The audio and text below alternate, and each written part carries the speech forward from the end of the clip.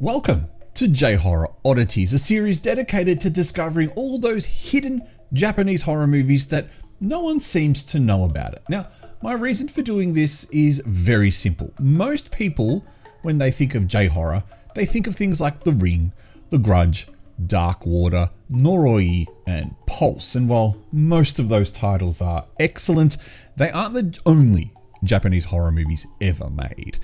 In order to expand the minds of everyone interested in Japanese horror movies, Asian horror movies, or just kind of weird horror movies in general, I present to you J-Horror Oddities. And in this edition, we're going to take a look at a very obscure It clone called It's Coming, or as TMDB incorrectly calls it, When It Comes. As is typical for these unknown J-horror flicks, this movie stars Kanako Hiramatsu from the all-girls pop band SKE48. Although strangely this movie came out after her success with the pop band and not before like most of the other idols who make horror movies. She stars in the main role as Ayako. Alongside her is another J-pop singer and model, Shiina, who has a large playlist of poppy music on Spotify if that's your thing. Now, they play camp counselors tasked with looking after 6 children, 4 boys and 2 girls, in a set that looks very reminiscent to the Japanese doll or horror doll set. Ayako is a new counselor, and it's clear she has some trauma from her past that she keeps remembering about. One night at dinner, one of the girls freaks out when she sees a shadow in the forest, and on investigation, the group find a little girl unconscious. They rescue her, but she can't remember how she got there. She can only remember her name, Misaki. And that triggers yet another flashback for Ayako. She recalls a little girl locked up in a forbidden house near the location she used to play with her friends. When she tried to rescue the girl, the stepfather keeping her hostage intervenes and gives Ayako an ultimatum: rescue the little girl and die, or escape with her life. Now wisely, she chooses the latter, leaving the little girl, who we find out is Misaki, alone with the man who we assume is doing some terrible things to her.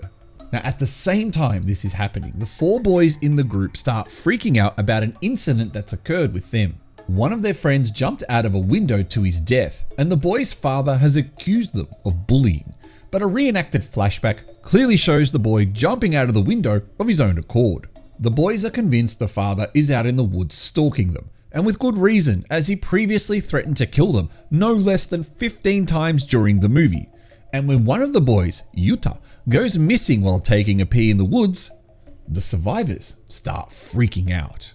This prompts the other camp counselor, the one played by Shiina with the overly annoying voice,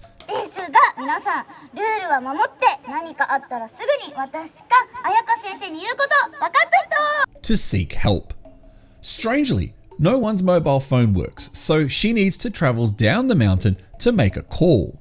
While this is happening, Ayako and the remaining children decide to look for Yuta.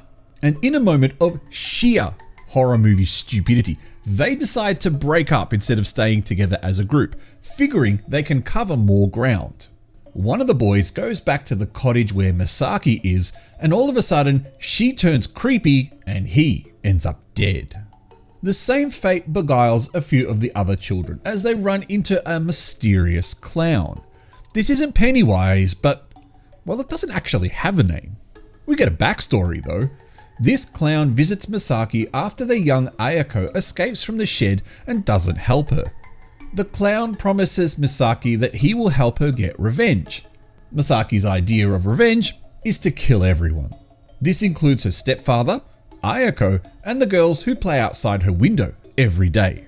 Now what's confusing me as a viewer is the connection between the clown and the boys.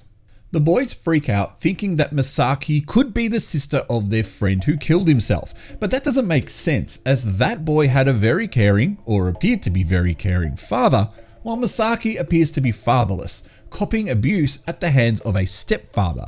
Either way, those boys are just cannon fodder for the clown. The movie ends with a confrontation between the clown, Misaki, and Ayako. Another confusion is introduced as Ayako realizes that Misaki hasn't aged a single bit since she last saw her, implying that not only is Misaki a ghost, but so is the clown. But the real kicker for Ayako is the fact that she's actually been framed for the brutal murder of about half a dozen kids. That was Masaki's revenge. And so what about the film itself? Well, it's a very typical Japanese idol horror movie. The gore, it's kept to an utter minimum and mostly represented with some digital blood effects. And the acting, it's exceptionally bland. There's either no standout performance or there's no poor performance. It just kind of is what it is. Now, the murdering of the children is something that you don't see too often in Western cinema, but lately it's been popping up its head in Asian horror cinema. And I don't mind this, as I think everyone should be fair game in a horror film. Now, the runtime is also nice and svelte, clocking in at around 62 minutes. I'm actually amazed that they couldn't find some more footage to put into the movie to try and explain the red herring father storyline, because I think that would have been very useful and could have added quite a bit more to the movie. At least it would have made me understand just a tiny little bit more. However, I wasn't really looking for a film to analyze. I was looking for a film to have fun with, and I mostly got it with this film, but it's probably not enough fun to give it a good score. So using the patent pending ghost rating, which stands for great horror or stupid trash, I give this 2 ghosts out of 5. It just is what it is. It's just a typical J-horror pop idol led flick. Now, to answer that lingering question that's been on the back of your mind since the start of the video, no, this is not an It clone. It's nothing like It at all. I think you can tell that from the synopsis and the footage. I am the Artie Dans. You have been watching Japanese Oddities here on Shockmania. Thank you so much for tuning in. Subscribe if you want to know about more Japanese horror oddities. Otherwise, I'll catch you next time.